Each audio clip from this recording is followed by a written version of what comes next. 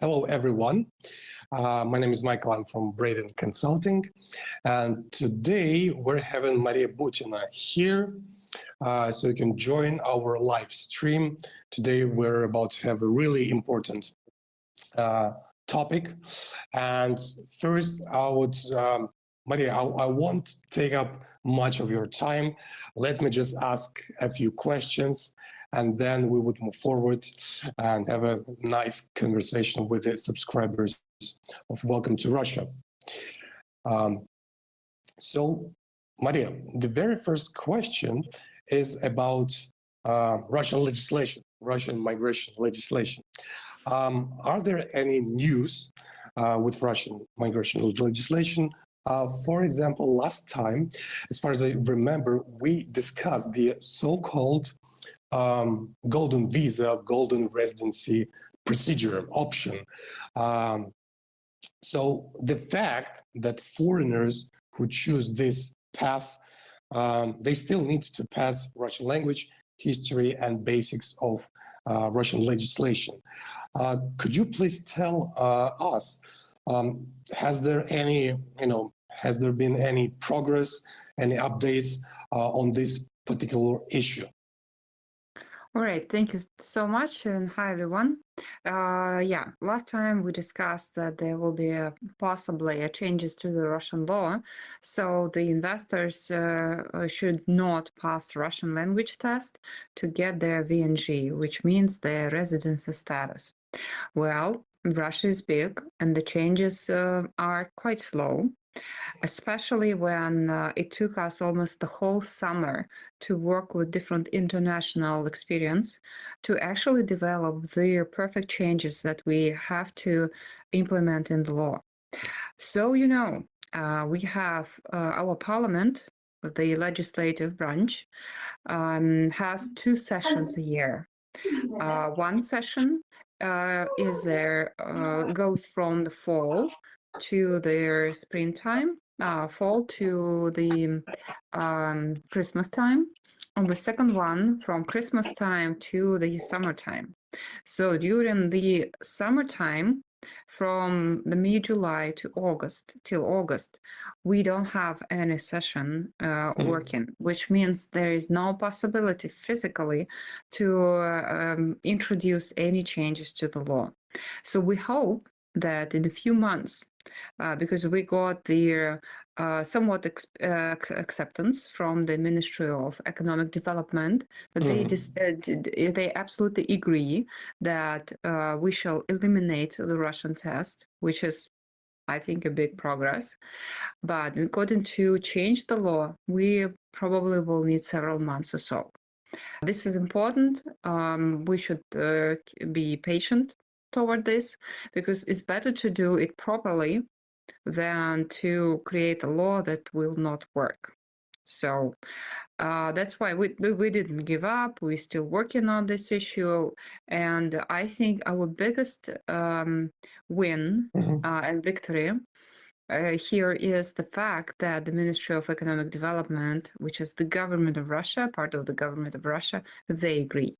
They say, okay, we see the problem, we see the options, and now this issue goes to me as their deputy, because the changes that we need to implement should be driven by someone who has the legislative initiative, like the deputy of the parliament, which I could absolutely do, and I will do it. My specialists now are developing the right text. This is in terms of the golden visa issue and everything. And I should tell here that huge help was given to us by Braden Consulting, because we had a mutual meeting with several companies, and the best probably and the most developed ideas and suggestions on the legal side were given by Braden Consulting. So thank you so much. And it's wonderful when business works with government in a way that we make our country better and simplify the process for the good people who want to invest in Russia, who want to live in Russia, who want to move to Russia. And so thank you so much, guys. Thanks a lot, Maria. Really appreciate it. And of course, we should not expect that these changes, changes in the legislation would be so rapid. Of course, the very first thing is to understand the issue, the problem, and of course, when we're talking about investment program, that yes, that makes sense. That the foreign citizen who would like to invest would not need to pass this language exams. Thank you so much. We're really excited. Thanks for these updates. Sounds really great. I just thought that we had our conversation like a month ago, but actually, yeah, it was like in summer. Yeah, it's everything is very, very, very fast. It's not about fast. It means that we should meet more often. Often, yeah, totally agree here. Yes, that's right. And well, actually, I would like to ask. So my next question is also about some new initiatives that plan that you can share with us, with your subscribers. And it's really interesting. What are the plans? Of course, people, especially those who are about to relocate to Russia, they want to see something, something more. Maybe that there will be some changes in the legislation that would make their life easier here. Do you have any updates regarding this? Yeah. So probably my biggest work is focused today, besides the investment or the golden visa, is around the custom control, because we have a lot of requests from the people who move to Russia and who brings the property to Russia, that they have issues. And they have issues because they need to pay the utility price, as we call it, which means that they pay a special tax for a car if they bring a car to Russia. They pay for each kilo or each pound when they bring their personal belongings. That shall change. And this is the next thing that I'm working on, precisely developing the way how we can either eliminate or let to the Russian regions where you guys move, to compensate, to give you money back for the money you pay if you need to bring your personal belongings with you, or you want to open your own business and you want to bring certain machines or something. Okay, takes time again, but I think some changes we will introduce by December. Here's why. Because on December 20th, and you should guys contact Bryden Consulting if you're interested to take part in this event. We will have Catherine the Great second forum. This is the biggest event that we have in a year, actually every 2 years. To be precise, which is devoted to the Catherine the Great legacy, who, as we know, passed the first decree for the people from Europe and all over the world to move to Russia. And this is how we have Russian Germans in Povolzhia. This is an area in Russia along the river Volga. So, we celebrate her glory on this forum, but mostly this is a working ground. So we bring people from the Ministry of Economic Development, from the Ministry of Digital Service, the Immigration Service, the Ministry of Foreign Affairs, and all these people who actually do make decisions on your documents. They will be there. You can ask questions. You can hear success stories.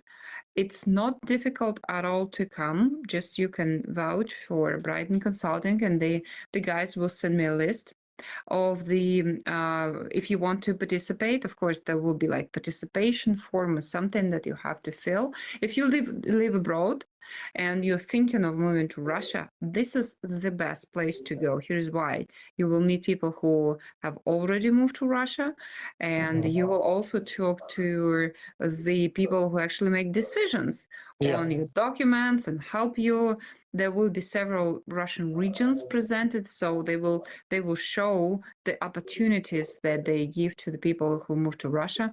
So this December 20th, okay, you mark in your calendar, you contact Bride and Consultant if you want to participate in the Catherine the Great Forum.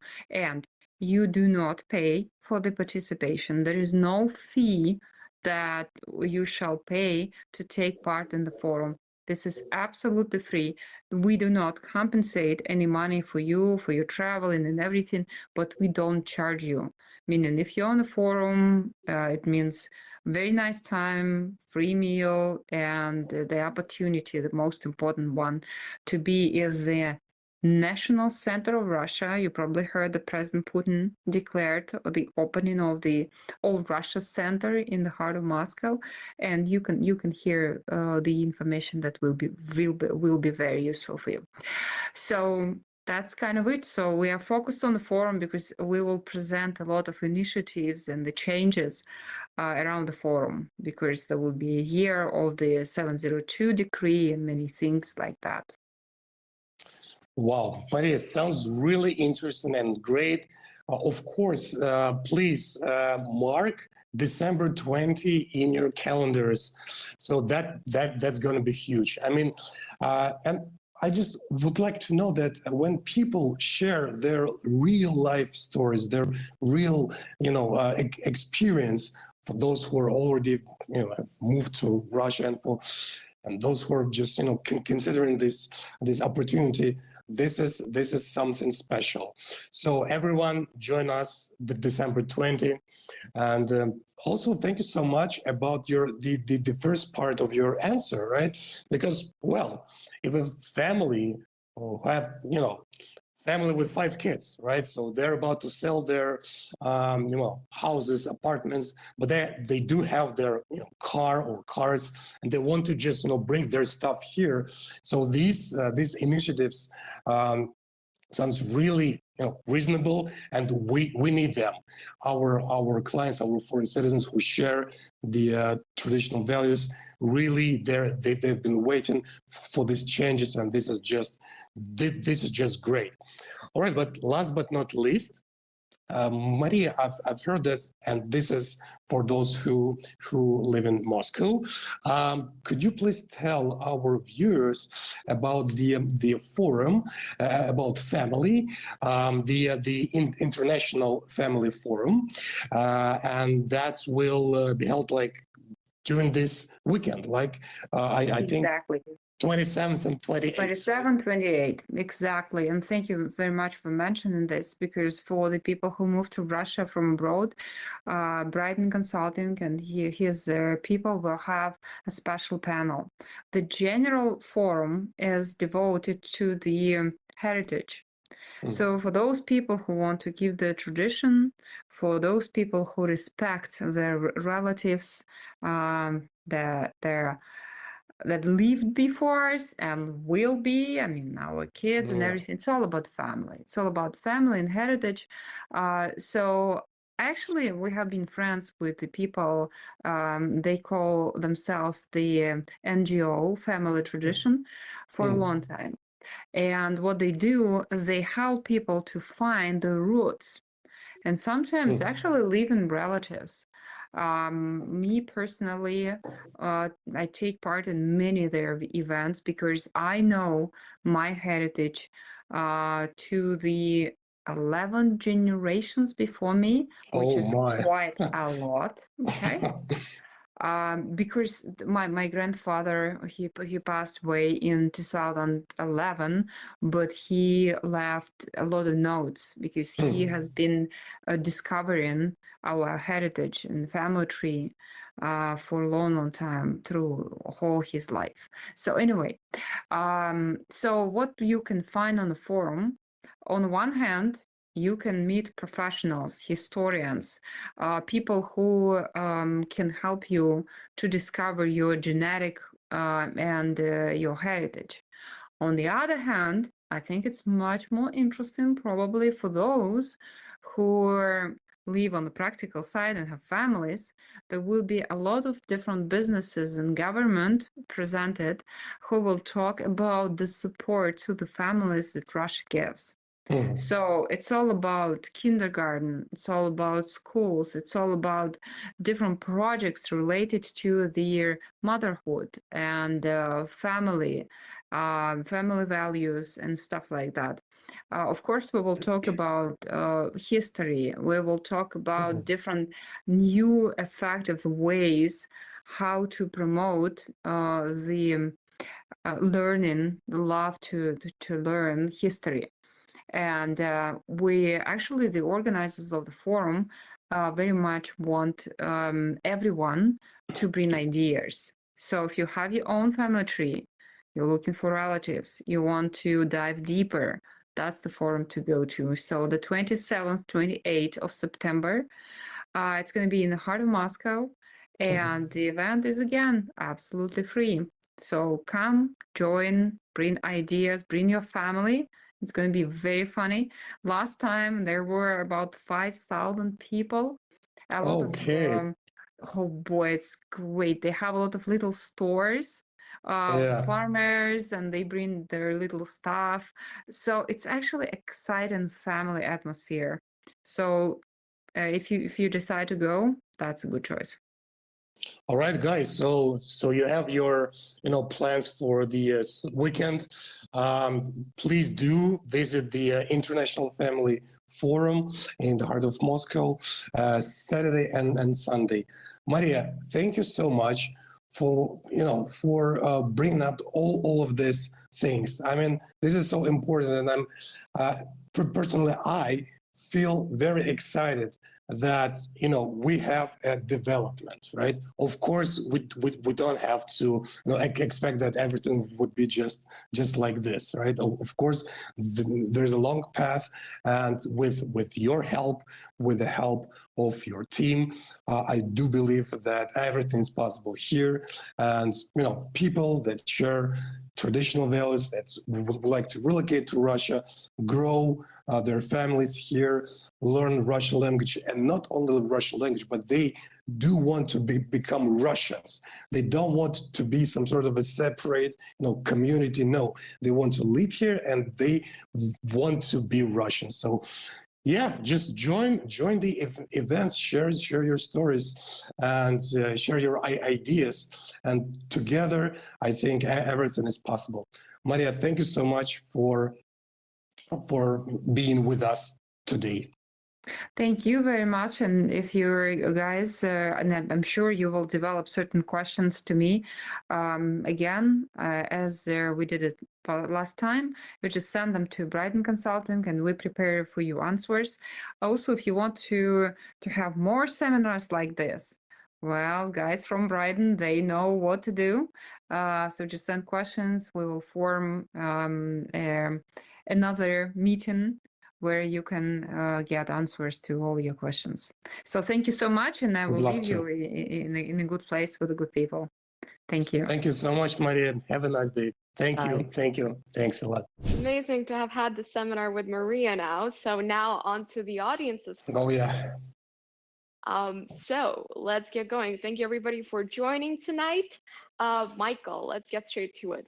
So question number one, what right does a permanent residence holder have that a temporary residence permit holder doesn't have?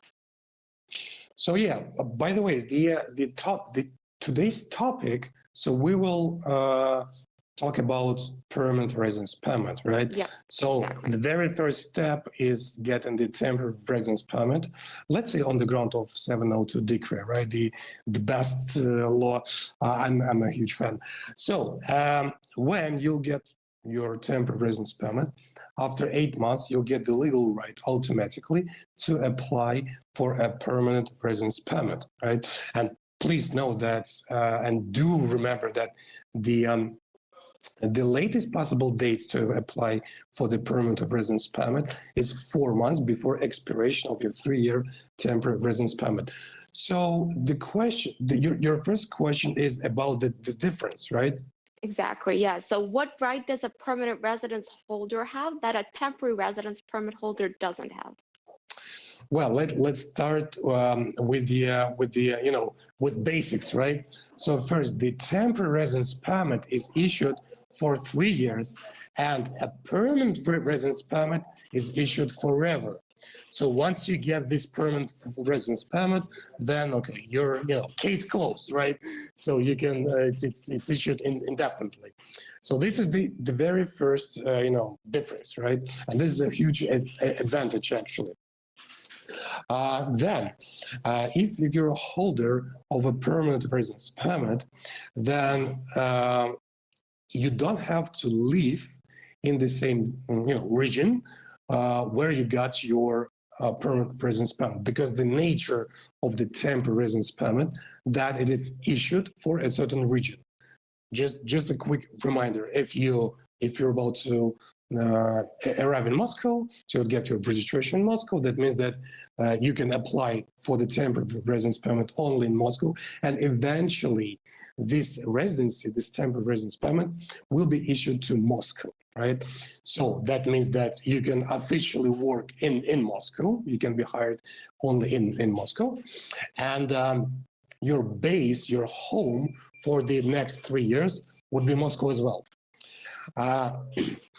And here, when you will get your permanent residence permit, there is no such obligation. I mean, you can get your permanent residence permit and just relocate. So as Russian citizens, right? And of course, in terms of employment, you can get hired anywhere in Russia. So these are benefits and differences between temporary residence permit and a permanent one. I would say these are the biggest ones. Okay, so again, it's issued forever. You can change location. You can stay wherever you want. So change Moscow to Siberia or to Krasnodar, you name it. And of course, you can get hired anywhere. Great, Michael. Thank you. So with this wonderful thing in mind, how do you get a permanent residence permit step by step? Well, steps are the same as for the temporary residence permit. Well, you should collect and prepare documents correctly, right? Everything must be just perfect. Please note that we can say that actually a VNZh, a permanent residence permit, is the next level, is the next step. So that's why when you're about to apply for the VNZh, for the permanent residence permit, the authorities, I mean inspectors, are even more stricter. Because again, this residency is issued forever. So they have to, check everything really carefully. And that's why every document, every single page must be, perfectly prepared. This is the thing. So yeah, you should collect your documents. The thing is that you don't need to provide the migration card, right? So since you've already got your RVP, the temporary residence permit registration, fill out the VNZh application form, so medicals, then the state fee. The state fee is a bit higher than for the RVP. And so yeah, collect your documents. If you're about to apply in Moscow, upload all your documents on the official website of Sakharova Migration Center to get the ticket, talon, as we call it in Russian language, for an appointment. And rules in different regions are different, actually. So you can just show up there with a ready-made package of documents and apply. So yeah, basically step-by-step plan is to, well, collect all the documents, be sure that everything is correctly prepared, and apply. The same consideration period applies, which is 4 months after you get accepted. So you apply, you got your acceptance letter, wait for 4 months. Migration authorities, and thanks actually them, they try, as our practice shows, they try to issue residences even faster than the 4 months period, which is of course good. People want to get it as soon as possible. So this is, yes, this is how it's done. Mhm. So coming back to the actually package of documents that you have to submit. So Yeah. what documents do you not need to submit for the second time after you have submitted them previously for the TRP? Really, really nice question, by the way. Well, obviously, migration card, then the police clearance certificate is not on the list of required documents for the permanent residence permit. However, we should also, take into account the outcome, the experience. I mean, the legal practice, right? So let's say you've already got your temporary residence permit and you would like to, make a visit to your home country or just make a travel trip, something like this. So you would come back, and so you're about to apply for the VNZh, right? Since you've made this, exit, so you left Russia and then came back, an exact inspector may ask for the police clearance certificate. However, so two sides here. An inspector can ask any additional document. Please bear in mind that it's all about VNZh, a permanent residence permit. Guys, you'll become almost like Russian citizens. That's why it's very serious, and we have to prepare really carefully here. So yeah, they may ask any additional document. This is their right. And from the other hand, again, police clearance certificate is not on the list of required documents for VNZh. They may ask if you would make this trip, right? So leave Russia and come back. But from the legal point of view, some time ago we actually made the official request to the Ministry of Internal Affairs asking, do you actually need to show this document? The answer is no, right? But just be prepared that they may ask for it, but from the legal point of view, it's not required, okay? And so what else? Yeah, you do need your registration, of course. Also, you need one of the additional documents that you need is the bank statement. So in order to apply for the temporary residence permit, you don't need to show any financial documents, such as bank statement from your Russian bank account, right? Here, for the VNZh, it's required. And here, this is just a piece of advice. They ask for a specific form of this document, of this bank statement, bank certificate. Please note that you should have at least 4 times of minimum salary on your bank account. Also, in this certificate, you should have this wording, vklad. In English is deposit, right? So they ask for vklad. This is something special for you. This is some sort of a life hack, and this is what we do actually when we prepare documents, because we know what migration authorities expect to see there, right? And this is one of these things. There are lots of things, believe me, and believe the practice of my colleagues, lawyers. So yeah, one of the additional documents is the bank certificate for the VNZh. Great, Michael. Thank you so much. So in regards to the documents, we have that.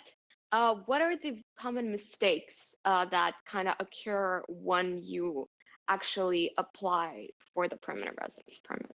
This is the core thing. So again, we should remember that this is the second level. We're not talking even about like citizenship. This is the second level. That's why they're so serious, because we can kind of say that when you're about to apply with a ready-made package of documents, they're kind of making their decision. I mean, that's why they're so serious. I mean, migration authorities and inspectors, they're so serious when they check your documents, right? Because if everything's okay, so you get accepted, right? Then after 4 months, you will get your VNZh. Of course, if you didn't, provide any fake documents, don't do it. And provide with false information, right? So that means that if you're accepted, then you'll get your VNZh. And so what was the question? So the question mistakes, was, yeah, the right? mistakes. Mistakes. What are the unfortunate events that happen when you apply for the permanent residence permit? What mistakes can happen? What mistakes can occur? You may make a mistake in every single document. This is the thing. Misspelling of your full name in the registration, or of course the main document here is the заявление, the VNZh, the permanent residence permit application form. They check every single word. Okay, this is the thing. Yeah, mistakes may be there. Then translations of your notarized translations of your documents. Mm-hmm. You should, yeah, if you're about to apply by yourself, check everything. Like, yeah, let me just give you an example. Let's say if you're a citizen from the UK, right? Her Majesty or His Majesty, right? Yeah, because it depends when you got your passport, right? And in the translation itself, it must be Ее or Его Majesty. This is Russian language. Yeah. Guys, please keep on learning Russian language. So, I mean, the thing is that you may make any mistake in every document, right? Yeah, and I already told you about the application itself, translations, registration. So and of course the bank statement, right? So yeah. You should have the what they expect to see. This is the idea. Yeah, thank you, Michael. This is actually really important information about the vklad and about the deposit. So that's really something to take note of. So coming back to actually, there basically you can get TRP on the basis of the 702 decree, and you can get TRP on the basis of other things.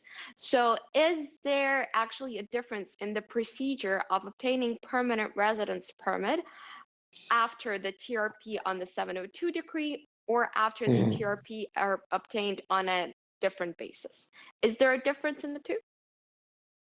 Well, let me answer like this. So any foreign citizen who holds the temporary residence permit will have this right, like automatically, to apply for the permanent residence permit after 8 months. This is the earliest possible date, after 8 months of holding this temporary residence permit, right?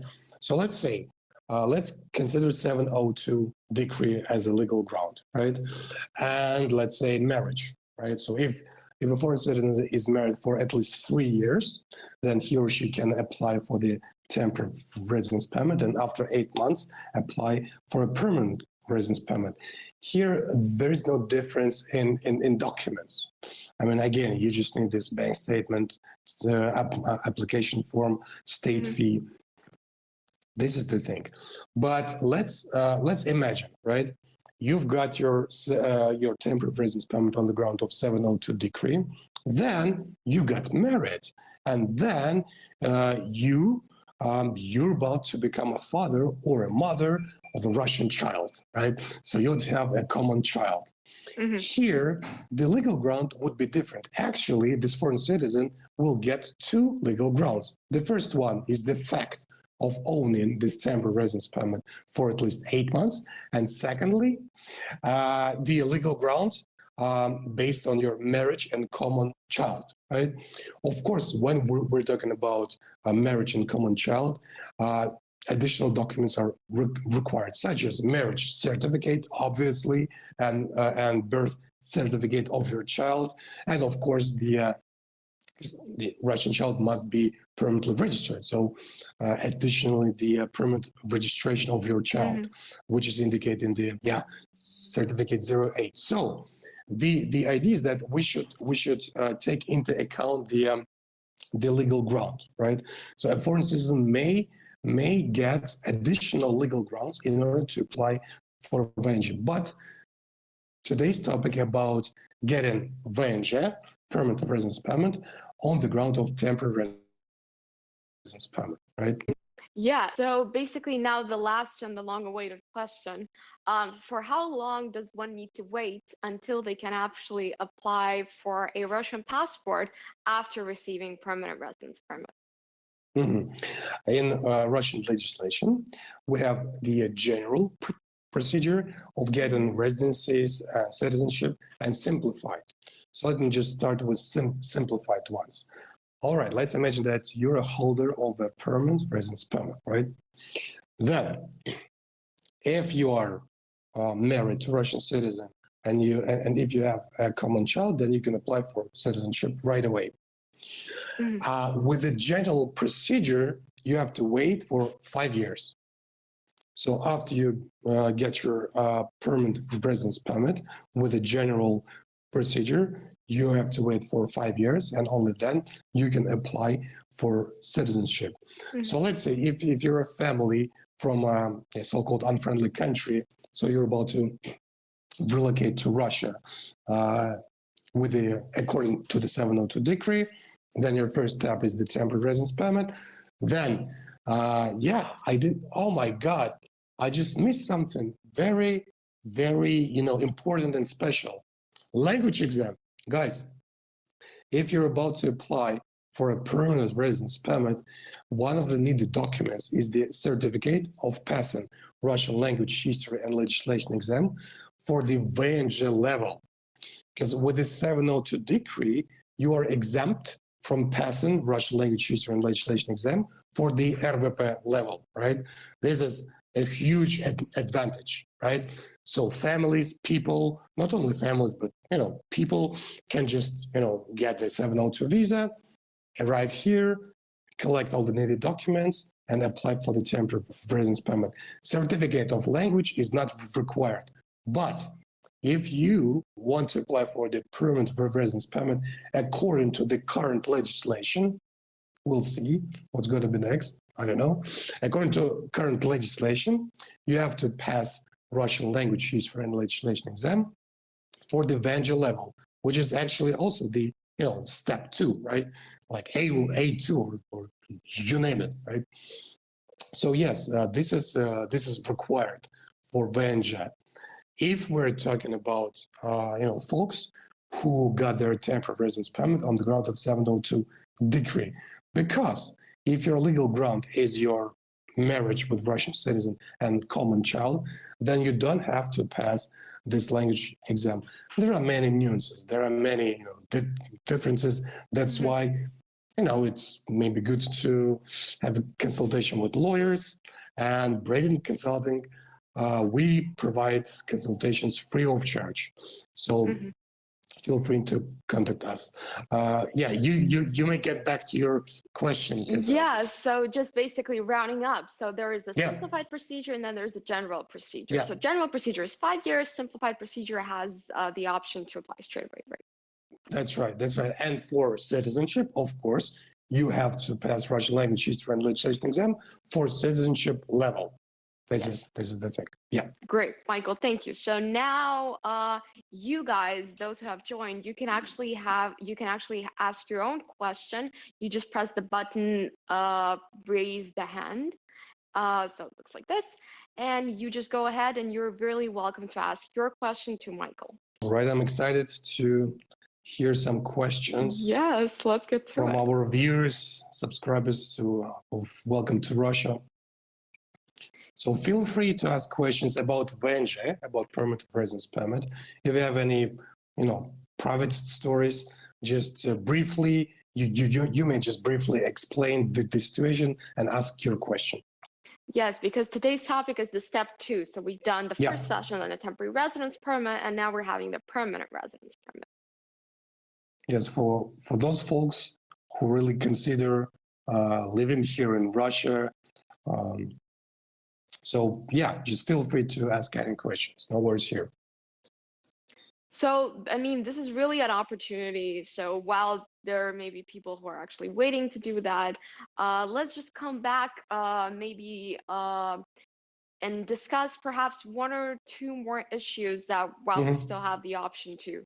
So for VNZh, for the permanent residence permit, there is a certain limit to how long you can be out of the country, right? Is there? So what is this limit? Not only for VNZh, not only for permanent residence permit, both for temporary and a permanent residence permit, you have to stay in Russia, inside the country, for at least 6 months in total, not in Iran. Because I used to, hear this confusion about this 6 months period, right? So guys, just if you're about to get stamped with your temporary residence permit tomorrow, then you should count 1 year. And with this time frame, you should be in Russia for at least 6 months because you're recognized as a resident of Russia. It makes sense. Actually, this is the universal rule. If you're about to get your residency, in EU, US, you have to be there for at least half a year, right? And the same applies for a permanent residence permit. So you have to be inside of the country for at least 6 months.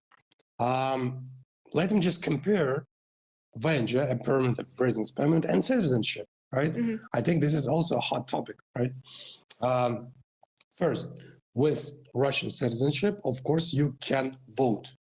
Secondly, with Russian citizenship, you don't have this 6 months rule. So if you're recognized as a Russian citizen, you can be absent for years. I mean, so you don't have to be inside the country for this 6 months period. Also, and this is a very important aspect about annual notification form, because there are certain things that you have to do every year with temporary or a permanent residence permit. So let's say you got your temporary or a permanent residence permit. Count 1 year. After 1 year, you have to submit the document which is called annual notification form. 2 months. So you have 2 months after 1 year. Basically, this document says that, guys, I'm here, everything's okay. Also, additionally, you attach a document confirming your financial, status situation. Previously, you could just, show them your bank statement. Nowadays, as our practice shows, they ask for the, tax reports, tax forms. So if you're hired by a company, by a Russian company, and again, you have the same legal rights in terms of employment with a temporary or a permanent residence permit. Employers, they don't need to do any extra actions or get any work permits. So it's called VNZh to NDFL, made by employers, or if you have a personal income, the document's called 3NDFL. So you just attach this form to your annual notification form, and you have to annually submit this form, and that's when the certain inspector can see that, wow, so you've been outside of Russia for 7 months, 8 months. According to the law, this sole fact is the legal ground to cancel your temporary or a permanent residence permit if you don't have a good reason. A good reason, well, maybe let's say you had to, you had your medical treatment outside of Russia. This is life, right? Everything could happen. Also, if you have to take care of your, family members, you can just make the notarized translation of this documents, which actually can prove these facts. And, migration authorities, in this case, Ministry of Internal Affairs, they're also, people, right? And they try to be flexible, because we had such clients. Sometimes they don't even, look at this supportive documents. They understand, and this is very good from a human point of view, right? From the moral point of view that, everything could happen to you. And yeah, they don't cancel your RVP or VNZh, and they don't impose a fine.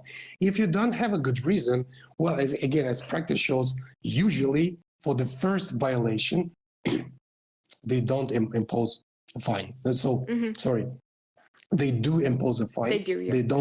They don't cancel it, just right away. This is, but of course, if you violate this rule, sorry, second time, they would There might be an actually cancel issue, it. yeah. Yeah. Great. So, since there are many people with families obviously relocating to Russia and getting the permits, so in the case of a minor, actually, how do minors get permanent residency after temporary residency? Okay. So you can apply with your child who's under 18. So your child is linked to you, right? Obviously. But yeah, there may be different life situations. Let's say you could just first, let's say a father or a mother first applies for the temporary presence permit, and then other family members can just join her or him here in Russia. And when you're about to apply for the permanent residence permit, then yes, you can include, let's say, your daughter or your son to the application itself. So there will be the separate application, but that would be basically attached to the, to the grown-up, to the adult. Also, second option, let's say if you've already got your VNZh, a permanent residence permit, and your minor is about to join you, it's also possible for your child to get the VNZh, to get a permanent residence permit.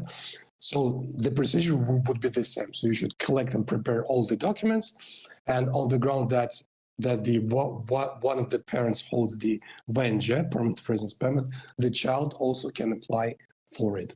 So that's how it goes. Fabulous. Michael, thank you so much. I believe this is just another opportunity for those who are in the meeting to ask their questions. You just press the button, raise hand. But in general, Michael, I think this has been a great opportunity, and thank you so much for taking the time to discuss all these questions. I think the meeting with Maria was absolutely fabulous. So I do think it's a great initiative that we are doing, and it's great to have you guys here. It's I think it's just the whole the temporary residence permit, the permanent residency, Russian citizenship. These are all great issues to connect over and to find each other and create this community of people who actually really want to find themselves in different circumstances, as we say, move on and move to Russia in one way or another. Totally agree here.